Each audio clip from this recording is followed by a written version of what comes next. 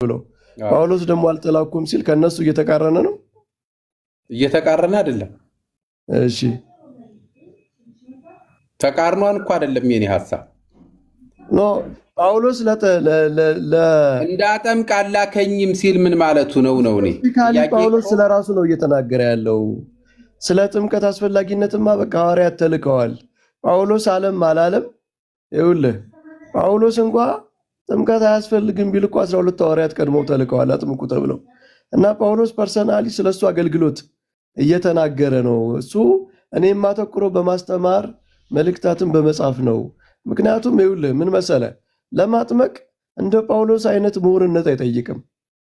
በቃ የቤተ ክርስቲያን አንድ ካህን እኮ ሄዶ ያጠምቃል አይደል? ለማስተማር ግን እንደ ጳውሎስ ያለ ሚስጥራትን የሚመረምር አይምሮ ያስፈልጋል። ጥምቀት ጸጋው ትልቅ ነው እንጂ አንድ ክህነት ያለው ሰው የሚፈጽመው ነው። ስለዚህ ጳውሎስ በማጥመቅ ስራ ላይ አይደለም እኔ ብዙ ጊዜ የማባክነው። እኔ ብዙ ጊዜ የማባክነው በማስተማር ላይ ነው፣ በመስበክ ላይ ነው። ምክንያቱም እሱ እየዞረ በሚያስተምርባቸው ቦታዎች ሁሉ ሽማግሌዎች፣ ኤጲስቆጶሳት አሉ፣ ማጥመቅ የሚችሉ አሉ። ለእነሱ ነው የምሰጠው ይህንን ስራ እያለ ነው እንጂ ለማጥመቅ አልተላኩም ማለት ጥምቀት አያስፈልግም ወይም ጥምቀት አያድንም ካለ ታዲያ ጌታ ሐዋርያቱን ለምንድን ነው አጥምቁ ብሎ ያዘዛቸው? እያጠመቃችሁ ደቀ መዛሙርት አድርጓቸው እስከ ዓለም ፍጻሜ ድረስ እኔ እናንተ ጋር ነኝ ብሎ ይሄ ምንድን ነው? ይሄ እኮ በጣም ትልቁ ዘግሬት ኮሚሽን ነው አይደለ? ትልቁ ተልእኮ ማጥመቅን የሚጨምር ነው። እና ጳውሎስ ከሐዋርያት ጋር እየተቃረነ እነሱ ናቸው እንጂ ለማጥመቅ የተላኩ እኔ ለማጥመቅ አልተላኩም ብሎ ተቃርኖ እየፈጠረ አይደለም። ስፔሲፊካሊ ስለ ራሱ አገልግሎት ነው። ጳውሎስ ስለ ጥምቀት ያለው ትምህርት ምንድን ነው ካልክ ግን እንዴ ጳውሎስ ጥምቀትን በጣም ኢምፖርታንት የሆነ በጣም ኢሴንሻል የሆነ የነገረ ድነት ጉዳይ አድርጎ ባያስበው ኑሮ በየመልእክታቱ ለምን ያነሰዋል? ክርስቶስን የምትለብሱት በጥምቀት ነው ለምን ይላል? የኃጢአት ስርየት የሚገኘው በጥምቀት ነው ለምን ይላል? ስለዚህ ይህንን ጥምቀትን ዝቅ ማድረግ አይደለም፣ የእሱን ተልእኮ ነው የሚናገረው። ኤኒዌይ ጥያቄን በደንብ አላገኙኝም። እኔ ጳውሎስ ጥምቀትን ተቃውሟል፣ መጠመቅ አያስፈልግም ብሏል፣ አልተላከም፣ ማስተማር ላይ ነው። እሱ ጥምቀትን የድነት ዋና አድርጎ ለምን ነው ሰው መልእክት ከነገረ በኋላ ወዲያውኑ እያጠመቃቸው እንዲሄድ ማድረግ? ምክንያቱም መዳን ስለሆነ ይህንን ወዲያው ያላደረገበት ምክንያት አልተላኩም ሲል ለምን ከጥምቀት ጋር ለምን ለየው? እሺ ያንተን አሳምሽን እንቀበል። ጳውሎስ አስተምሮ ሳያጠምቃቸው ሄደን በል። ጴጥሮስ ደግሞ 3000 ሰው አስተምሮ አጥምቋቸው ነው ሄደ አይደል? ሐዋርያት ሥራ ምዕራፍ 2 ላይ እንትን ብሏል ያለው ማለት ነው። ግን አላጠመቃቸው። ምዕራፍ 2 ላይ አጥምቋል። ያን 3000 ሰው ግን አጥምቋል አይደል? 3000 ሰዎች ተጠመቁ ብሏቸዋል። እና ለምንድን ነው የመጀመሪያው ቀን 3000 ሰው ማጥመቅ አድካሚ ነው? ጥምቀት ኢሴንሻል ያልሆነ ነገር ቢሆን ኑሮ በቃ ሌላ ጊዜ ትጠመቃላችሁ፣ ጊዜ ሲገኝ ትጠመቃላችሁ ብለው ያልተዋቸው በዚያ ቀን ያጠመቋቸው ለምንድን ነው? በዚያን ጊዜ ቤተክርስቲያን ገና አልተመሰረተችም። ሰዎቹ መንፈስ ቅዱስ ወረደ። እዛ በኋላም በነበረበት ጊዜ ቤተክርስቲያን አልተመሰረተችም። ገና ወንጌል ወጥተው መንፈስ ቅዱስ ሙላት በኋላ እየተናገሩ በነበሩበት ጊዜ ኢሚዲየትሊ ወዲያውኑ ምን እናድርግ ሲሏቸው በነበሩበት ሂደት ላይ እመኑ፣ በክርስቶስ ኢየሱስ ስም እየጠራችሁ ተጠመቁ፣ ከኃጢአታችሁ ትነጣላችሁ ብሎ አላቸው። ስለዚህ ስሙን በመጥራት ላይ ያለ ኃይል ስላለ የጌታን ስም የሚጠራ ይድናል ስለሚል ስሙ የኃጢአት ስርየት ስላለው ስሙ ላይ ነው ኃይል ያለው፣ ስሙ ላይ ነው ድነት ያለው። መጠመቅ እኔ ተጠምቄያለሁ። አሁን ወደ ሌላ ርዕስ ለምን ትሄዳለህ? ኃይሉ የት ላይ ነው ያለ የሚለው ኃይሉ የት ላይ ነው? መጽሐፉ ላይ የሚለውን ነው፣ ስሙ ላይ ነው። አሁን ስለ ጥምቀት ያስፈልጋል አያስፈልግም ማለና ደግሞ ስሙ ላይ ነው ኃይሉ። ወደ ሌላ ነገር ውስጥ ሌላ ላይ አልሄድኩኝም።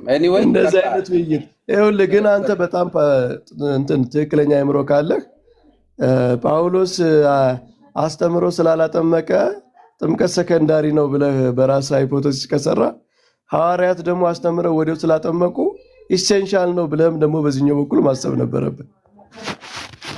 እኔ ኢሴንሻል አይደለም እኮ አይደለም እንትን አይጠቅምም። ኢሴንሻል ነው ካልክ እኮ በቃ ታዲያ ምን አከራከረን? እኔ እኮ አይደለም እኔ እኮ ለድነት ነው ብላችሁ የምትሉት ድነት ካለበት ጳውሎስ ለምን አልተላኩም ማለት እኮ ድነትን ማድረግ አልፈለገም ማለት ነው። ግድ አንድ ሰው ሚድነው አመነ ካልተጠመቀ አልዳነም ካለ ጳውሎስ አላከኝም ማለት የለበትም። ምክንያቱም ስለ ጥምቀት ብዙ ስላወራ ብዙ ስላስተማረ። ስለዚህ ለቤተ ክርስቲያኗ ሲሰጥ ሰዎቹን እያሳመነ በወንጌል እየሰበከ ያመኑት ሰዎች ግን እንዲጠመቁ ሲናገር መልእክቱን በተለያየ ቦታ አስቀምጧል። ባስቀመጠው መሰረት ድናችኋል የሚላቸው ሲያምኑ ነው። ስታምኑ ድናችኋል። አንድ ከና አኬ ጋር ትቀጥላለህ። ቦርና ግን አንድ ጥያቄ ግን ልጠይቅህ።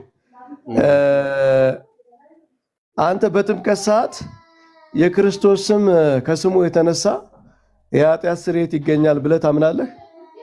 አዎ፣ በስሙ ላይ ነው። አዎ፣ በጥምቀት ሰዓት አንድ ሰው ስሙን ሲጠራ ስሙን በምጠራበት ጊዜ የኃጢአት ስርየት አለው እኮ። እሱ በጥምቀት ሰዓት ነው የሚገኘው ወይስ በማንኛውም ሰዓት ነው?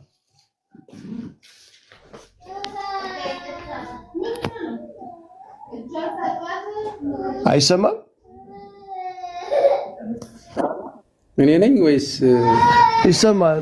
በጥምቀት ሰዓት ነው እሱ ስሙን ስጠራ የኃጢአት ስርየት የምታገኘው ወይስ በማንኛውም ሰዓት ነው?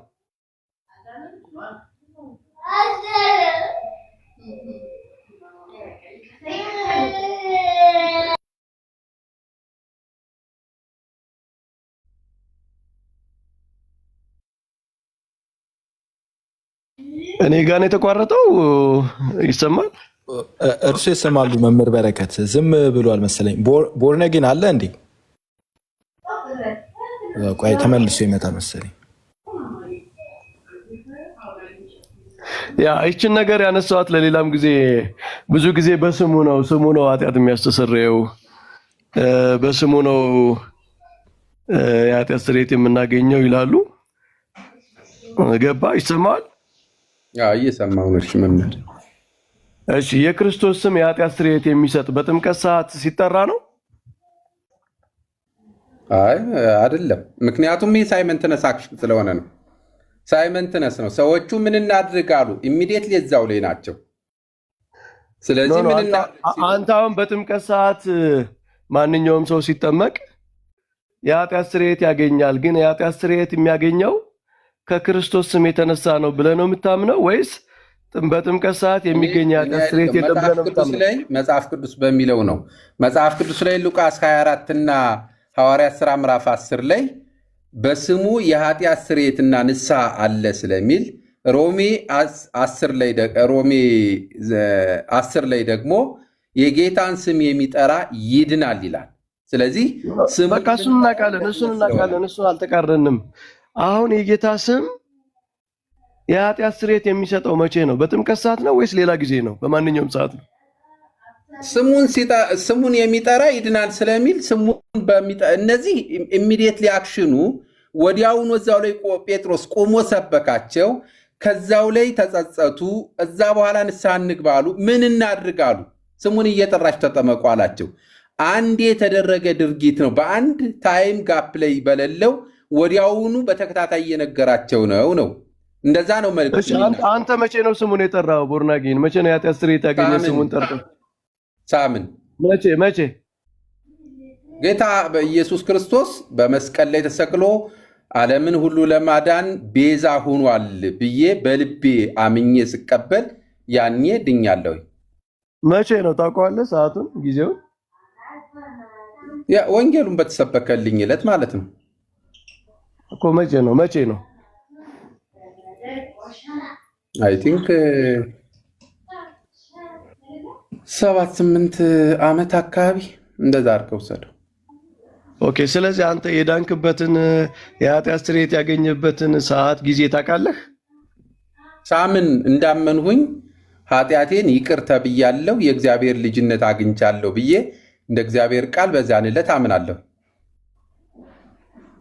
ኦኬ። ስለዚህ አንተ የኃጢአት ስርየት ያገኘበትን ሞመንት ልጅነት ያገኘበትን የተወለድክበትን ሞመንት ታውቃለህ?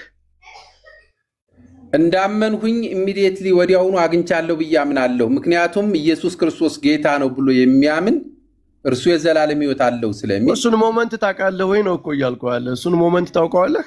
አዎ 9 ሰዓት ሁሉም ፕሮቴስታንት ያውቀዋል። ዓርብ ቀን 9 ሰዓት አካባቢ ነው እንግዲህ የሰማሁኝ። ሁሉም ፕሮቴስታንት ይሄንን ያውቃል። እንግዲህ ስለ እነሱን የማስረጃ መስጠት አልችልም። ስለ እኔን ነው መናገር የምችል እንጂ ሌሎቹን አላውቅም። እኔ ግን ሳምን ድኛለሁ ብያለሁ። ያ ስለዋሸህ እኮ ነው። ቦርናጌን ስለዋሸህ ነው። ምን መሰለህ፣ በፕሮቴስታንት ሰው የዳነበት ሞመንት አይታወቅም። እሱን አላውቅም። እሱ አሁን እኔን ነው የተጠየቁት።